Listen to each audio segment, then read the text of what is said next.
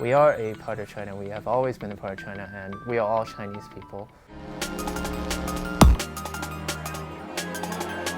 Hi everybody, welcome to a new episode of Smart Talk. I'm Stefano. Before starting our show, please remember to subscribe to our channel.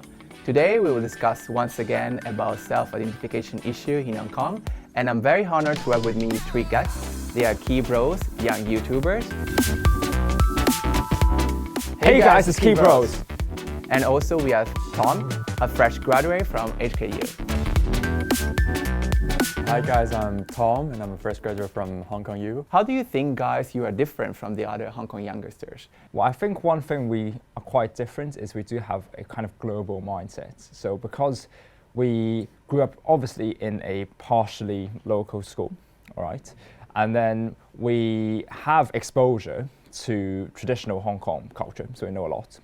But at the same time, we're also quite curious about the world. Like we travel a lot. And we're now studying in the UK actually.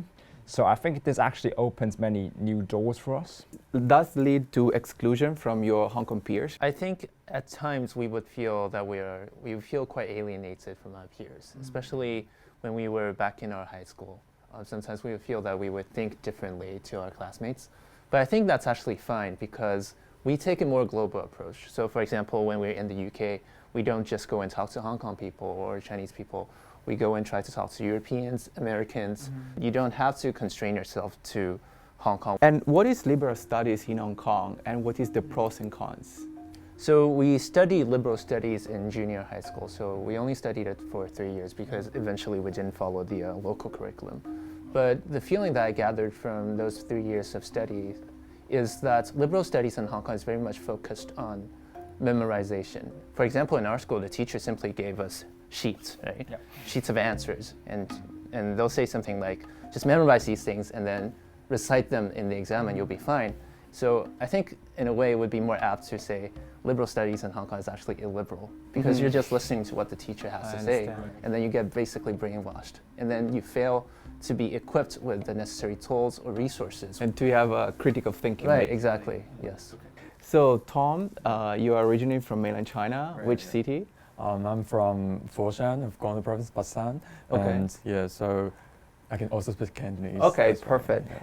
How do we understand your identity as an immigrant or global citizen in Hong Kong? Of course, I'm first a Chinese citizen, and then here I am a Hong Kong resident as well, but not a Hong Konger, because I think this suffix "er" kind of implies a meaning of some sense of belonging or attachment to this place, which I don't feel yet. For us, I'd say we embrace different identities. So if you ask if we're Hong Kong, yeah, why not? I mean, we do embrace this identity.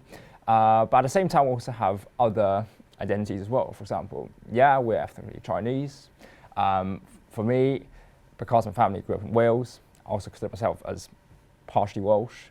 So I think the world now is so connected in many ways, and there's no need to confine yourself to like, I'm only this identity. Here's the way I see it. I think the term Hong Konger in itself, it's not exactly accurate because I think whenever you pull out a label and say, oh, we are Hong Kongers and these are unique characteristics, you're actually alienating or excluding parts of the people in Hong Kong because, for example, you see the protesters when they say, well, Hong Kongyan, they are not all the Hong Kongers. They're basically excluding, for example, the Caucasians who grew up here, or the mainland immigrants who were born, or second-generation mainland immigrants who were born and raised here, who also consider themselves rightfully as Hong Kongers. I was kind of curious, like, how did you guys develop some sort of national sense identity? I won't label us as like super patriotic or whatever, but I think one thing is like we would talk to people like from mainland China, from Hong Kong, like everywhere basically. And I think by actually talking to people, by actually going to different places like in the mainland, it kind of removes the stereotypes. Like at the beginning, my perception of the mainland is very different from now after I've been there many times. And I think I feel a lot more proud to be Chinese. I'm not saying he doesn't feel proud, but maybe I feel prouder to a larger extent, because I've always been very much interested in Chinese culture and Chinese history. And growing up, my grandpa used to teach me 同西三把手. That upbringing helped foster the sense of belonging toward China. What do you think, guys, of the relationship between the mainland Chinese students and the local students in Hong Kong? I think one major problem with Hong Kong youngsters, and again, I don't want to generalize, but the interesting thing I've observed in London is Hong Kong people tend to stick with Hong Kong people, hang out with Hong Kong people. Mainland students in Hong Kong are actually quite similar to what you say. We also stick to our own circles, and we kind of like, we didn't want to like go out of the circles and to make acquaintances with the local people. We believe that the local people always have some kind of misunderstanding or an image that is being stigmatized by the other sources. But also I would like to share like some of like my story, some local people that they look down on some people, especially from mainland. Because last year when there was the protest, actually I was just talking to one of my friends. She's from Guangzhou. She found like kind of like good job in a local company, and everything was going fine. She was having a very good relationship also with her colleagues because she was speaking like fluent in Cantonese. And also they thought that she was basically from Hong Kong until like a certain moment because she needed to go to Japan. And then she started to ask to one of her colleagues, do you know how to apply for a Japanese visa because I need to go to Japan? Then these colleagues were like, no, actually, yeah, you don't need like to apply for a Japanese visa, right? Because you are from Hong Kong. And then she was like, no, can you tell me like how to apply for Japanese visa? And then like one of the colleagues asked this question, okay, which passport do you have? And then she said, oh, I have a mainland Chinese passport. After she gave that reply, the colleagues were like, okay. And then she told me that they started to treat her very differently. Basically, they barely like talked to her, like they were just like talking to her like about just some work stuff. You know what? I think that there is no a big difference, right, between like mainland Chinese people and Hong Kong people, because also Hong Kong is part of China. And I see like a much more difference between, for example, Hong Kong and UK. I mean, in that situation, I really see like let's say a big difference. It's kind of like a tribalistic human nature thing where we always want to identify with the in-group and then we want to exclude other people so that we will feel better about ourselves. Yeah. And I don't think that's healthy. Ultimately, if you really think about it, especially people from Guangdong, our grandparents are from Guangdong. Like, how, in what ways are we really different from those who immigrated here just like 20 or 30 years after us? Yeah, one thing I'd like to add, because Stefano, you said, if people can actually go outside of Hong Kong, they'll realize that the way they see us here is really no different from the mainland. But also because, let's say, Hong Kong was always part of China. Yep, except like the British colonial period, but before, like, it was not like belonging to another country, it was still like belonging to China. So maybe they want to ignore like a certain part of history as well. Like, for example, I went to the Han tomb in Lei Changok. It's like a Eastern Han Dynasty tomb in like Sham Shui Po. It was like 2,000, 3,000 years old. And this shows that, like, historically, all right, it is a fact. You can't deny that. Yeah, you can't and deny there are also it, tons of other places as well, like in Hong Kong, like rock carvings we've been to before, that basically show that we were part of the Middle Kingdom. We are a part of China. We have always been a part of China, and we are all Chinese people. But I also want to say that the mainland is a very diverse place in itself. You know, for example, if you go to Xinjiang, they have their unique culture. The Uyghurs there, they have their own language, they have their own food, they have their own religion. It's very different from people, say, in, I don't know, in Shandong. So one thing that we have always supported is this idea of having a more inclusive Chinese dream. It's that Hong Kong can maintain its unique cultural identity, and I actually think the mainland people have no problem with Hong Kongers being, you know, remaining the same. It's just that we can all exist peacefully and coexist peacefully under the Chinese umbrella.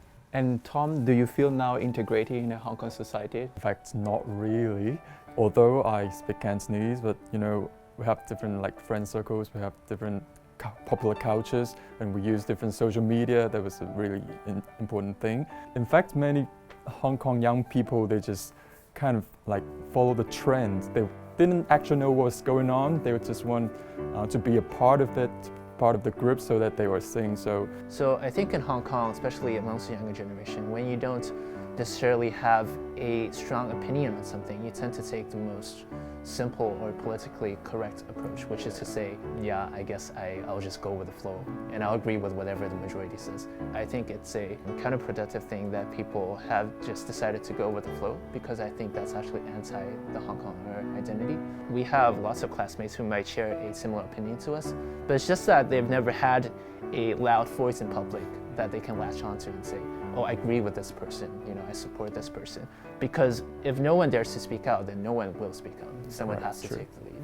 So how do you feel about when you hear that mainland Chinese people, even the foreigners, are stealing like local people opportunities and jobs here in Hong Kong? These are kind of very rare situations now. I didn't hear that quite much nowadays. But there's not so much to say about this because it's kind of a childish and ridiculous charge, because it is a meritocracy society. If you are excellent enough to like get your opportunities, you won't find excuse for your failures. People often look at Hong Kong as a self-contained society where we can only find opportunities or jobs here. But I would encourage Hong Kong youngsters, and we always keep an open mind in this regard. We can also always look north. We can always go to the mainland, go to the Greater Bay Area. Yeah, there will be the Greater Bay Area approach. We can go and look for job opportunities there. I think recently there was this program in Shenzhen where Hong Kongers can, for the first time apply to be civil servants in the mainland. And I think people can respond to that, respond to the goodwill that the mainland has shown to Hong Kong youngsters, and take advantage of that opportunity. So I think we have to look at ourselves and think, how can I provide a skill set that would entice an employer to choose me over my competitors, instead of saying, oh, you're from the mainland, you're stealing my job. But maybe he's doing a better job than you. Right. So maybe you can look at yourself first, look internally, and that's Chinese culture, right? Yeah. There's a saying called 外圓內方, which is you look at other people in a tolerant and in a benevolent way, but you look at yourself in a strict way, right? So you first look at your weaknesses, and then you look at other people. Right. Yeah. Very beautifully said. And to recap, how can the situation be improved? Especially how to enhance mutual understanding and promote a sense of national identity? I would just put it very simply: talk more, travel more. First of all, we have to make people realize that mainland has no intention to make Hong Kong another Chinese city, because the mainland has a lot of Chinese cities, which in many regards are better than Hong Kong. Hong Kong has this unique position in the Chinese nation. It's just that we have to maximize our competitive advantage. Another thing I want to touch on is Hong Kongers have to educate themselves more. One bad thing about the curriculum is because it goes in a chronological order. And for the first 2 years in 7th grade and 8th grade, you don't really understand what's exactly going on. But once you start to have that independent kind of consciousness, that sort of awakening where you kind of start to see the world in a different way, in 9th grade, all you learn about is modern Chinese history. So you go from the Opium War to the Great Leap Forward, Cultural Revolution. So all you're getting is negative feedback. And then you start to develop a very negative perception. So I think people have to, again, look at Chinese history in a holistic way. Really do some digging, do some self-education. I really hope that we can throw away all those labels. Many Hong Kongers and mainlanders, that they just, at the mention of your name, and they just hear that, oh, you're a mainlander, so I'm not going to talk to you, and you're not on my side, so bye-bye. And we'll say, oh, you're a mainlander, you're one of those little pinkies, and oh, you're Hong Kongers, you are a separatist, or there are all those bunch of things on the internet, but I really don't hope this is the case. I think we're first human beings with flesh and blood, with our unique characteristics and our experiences before we're other things. So this is the end of our show. I want to remind to anybody who does not agree with today's opinion or with our previous opinion to challenge us and take part of our show. Thanks again to our guests, Tom and Keybros. And we have a slogan. We say, through dots we connect. Can you say for us? Through dots we connect. Okay, perfect. Thank you very much. Please remember to subscribe to our channel.